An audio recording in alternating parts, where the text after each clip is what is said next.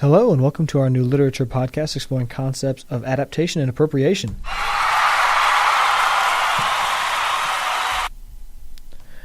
Our topic today will actually be something a little unconventional.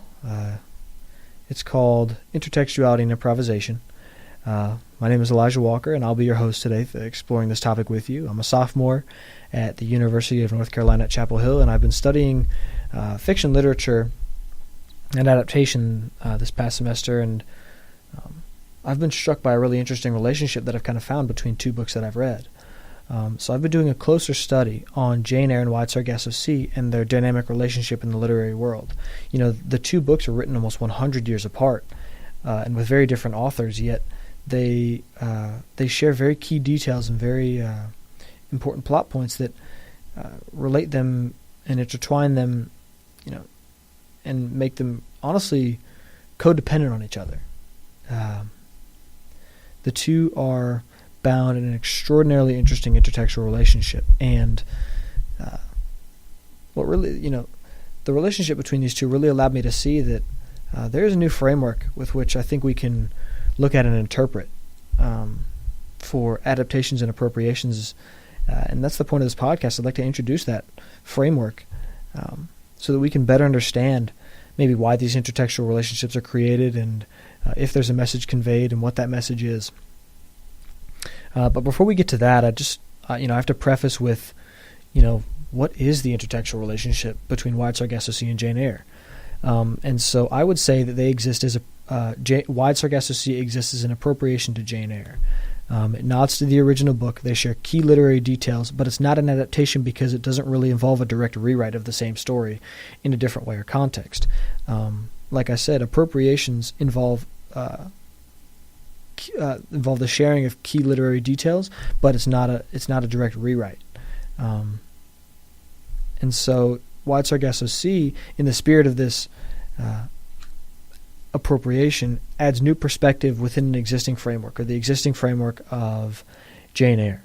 It reframes a character for us, so it gives us perspective and insight into Antoinette and Bertha. It kind of gives us context into how she became insane and how she became locked away in Mr. Rochester's house in Jane Eyre. And it really fits in with the events of Jane Eyre. They share, like I said, key plot points, but it is its own narrative. It is its own story, and it can stand on its own, which I think is something that's really different. With an adaptation, they're often of classic stories that everybody knows, and it's very easy to identify what's different. But Wide Sargasso Sea could stand on its own narrative without Jane Eyre. And now we get to this framework that I'd like to talk about, and I think this is really fascinating. So this semester, I've had the pleasure of taking another class. It's an improv class, and one of the biggest concepts that we talk about in this class and that we use is something called yes and. And the basic idea is it's almost like a mutual agreement between actors in an improv scene. It allows for a more cohesive and improvised routine because the basic idea is to never disregard or oppose the existing scene or what your fellow actors do or say. You simply adapt and add to it. So yes and. Something that I struggled with in this improv class is I've got a very logical mind, and I always had an idea of the way I thought a scene should go and what I thought should happen. And in learning about this concept of yes and, my teacher would talk to us and tell us, allow yourself to be inspired by what's going on. Say yes to what's going on. Don't oppose it. Don't interrupt the scene. Don't interrupt the flow. Say yes and add your own perspective. That's where the and part comes in. And I really think this framework provides dynamic insight into the relationship between Wide Sargasso Sea and Jane Eyre, from the most basic level at the writing process of the authors to, the intertextual connection between the two. And I would attest that this, kind of framework of yes and can be used to analyze all adaptations and appropriations. And I'd like to lead you through kind of my thought process with Jane Eyre and Wide Sargasso Sea. So starting at the base level, the writing process of Charlotte Bronte and Jane Eyre very much resembles yes and. Bronte pulled many details from her life and took inspiration in her own experiences. Now, naturally, the book is, it's not an autobiography, but she takes details from her life and adds to it. She says yes and to her life. For example, she was a governess, just like Jane Eyre was. Bronte grew up in a broken environment under an aunt who didn't really care for her. And this is very similar to what we see in Jane Eyre, where she's not cared for by an aunt. She's sent away to school.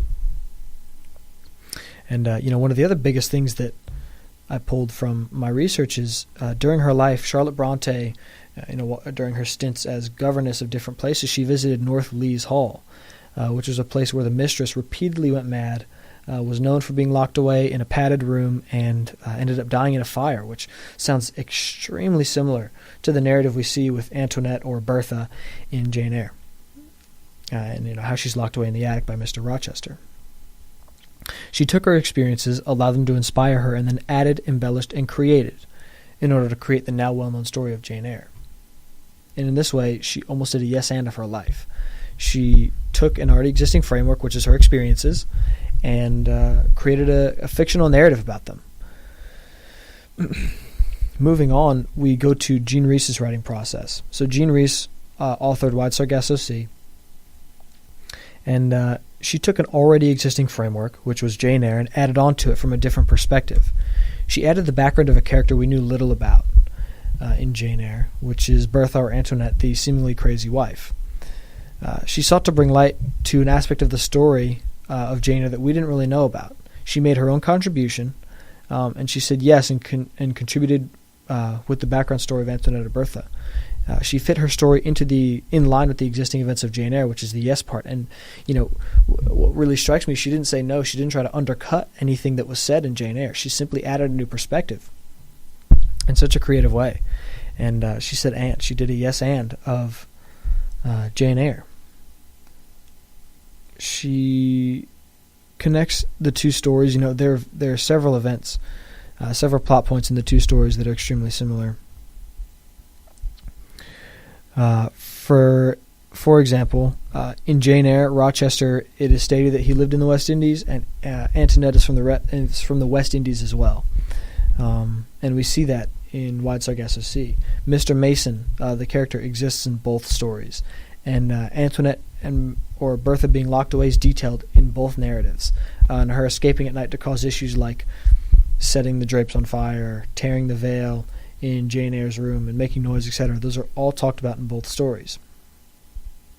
What really strikes me is how it seems as though Jean Rhys was inspired to add her own contribution to the already existing framework of Jane Eyre.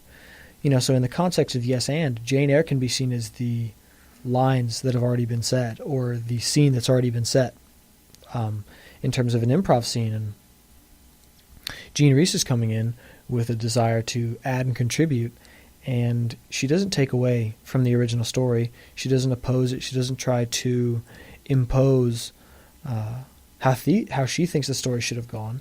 She provides a new perspective in such a creative way. And what she ends up doing is creating a situation in which reading one story drastically affects how you read the other. And this really strikes in my improv class. Oftentimes during a scene, even just watching, you would see things happen during the improv scenes, and the first thought is, wow, I never thought of that. I never thought it could go like that.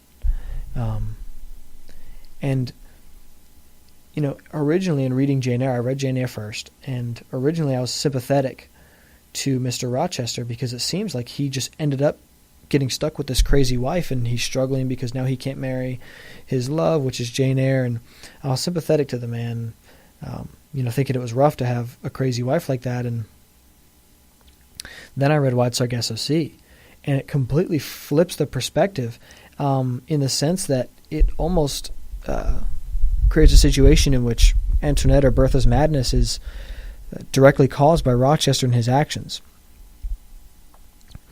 So it completely changed my perspective, and I can't go back. I can't unread, I know that's not a word, but unread Wide Sargasso Sea and gain the perspective I had before, because honestly, it's hard to know the truth now, and Jean Rhys was able to come in without even undercutting or disagreeing with anything that was said in the story of Jane Eyre and completely flip our perspective and our outlook on the characters. And each writer or actor has their own influence on the world or on the scene, in the case of theater, and Things I might never have thought of can be added through yes and concepts, or someone else expanding on what's already been said. And through this, kind of yes and, as I'm choosing to look at it, yes and with Jane Eyre and Wide Sargasso Sea, she added a perspective and added an influence that nobody thought of.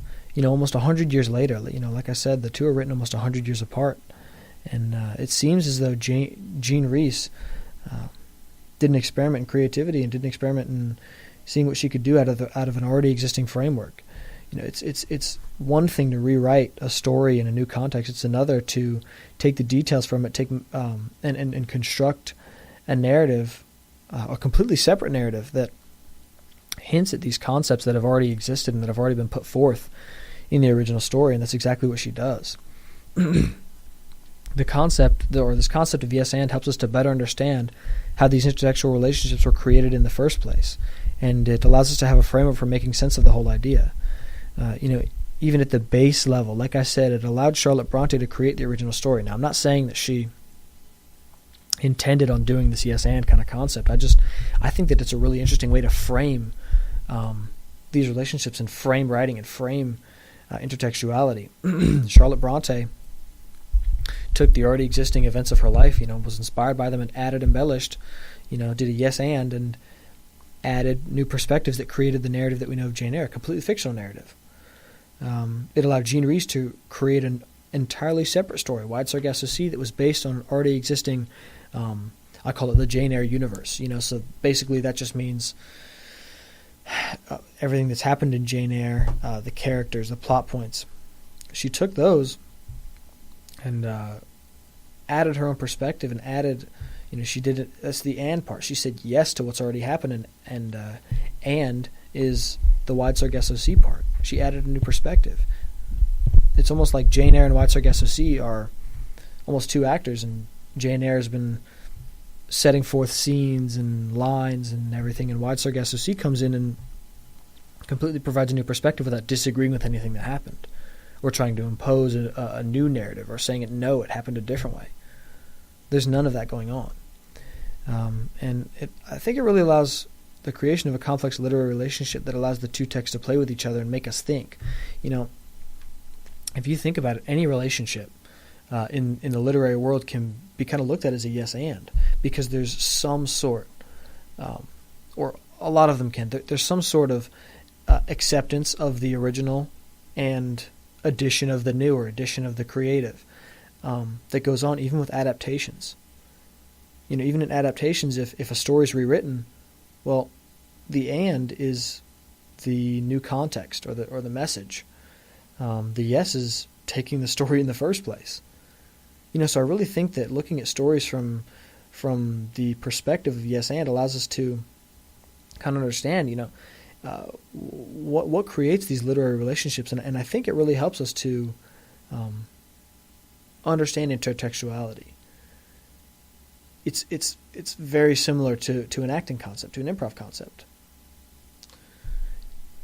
And so to just kind of wrap up and conclude here, the concept of yes and within acting can be related to the relationship between Jane Eyre and Wide Sargasso Sea, and it gives us a framework that helps us to have better perspective on the relationships between the two texts and what allows them to fit together so well. And the goal here was to introduce a new framework, a new idea with which to look at all intertextuality. Is this a yes and? Does it take an original or already existing framework and add something new, add a new perspective? How can yes and help us to formulate better opinions and formulate better thoughts on intertextuality? It really helped me understand kind of the thought process of Jean Rhys as she wrote Wide Sargasso Sea. She didn't just rewrite Jane Eyre. She added a new perspective. She did yes and.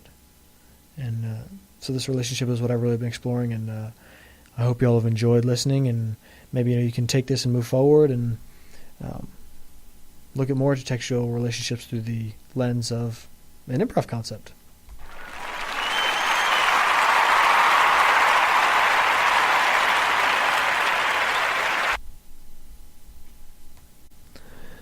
And thank you all for listening, and have an amazing day.